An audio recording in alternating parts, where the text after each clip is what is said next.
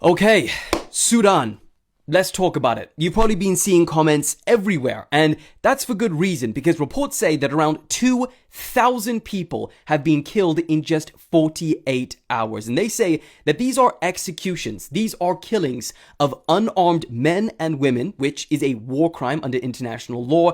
There is bloodstains so large that they can be seen from satellite imagery from space. You see, there's been a civil war in Sudan for over 2 years between a military group called the Rapid Support Forces, the RSF, and the Sudanese National Army. And there is a city in Sudan called Al-Fashir, and that city has been under siege, has been surrounded by RSF forces for hundreds of days. But this week, that city finally fell. The Sudanese army withdrew and the RSF forces went in. Now, since then, this is why you're seeing a lot of stuff from Sudan recently. There has been a huge amount of evidence online in the form of videos and reports that show systematic killings of civilians and many other atrocities. We're talking house-to-house executions, sexual violence, and indiscriminate attacks. In fact, according to figures from the World Health Organization, a staggering 460 people were reportedly killed at a hospital, including patients and staff. But to make matters even worse, humanitarian organizations say that there's around 250,000 people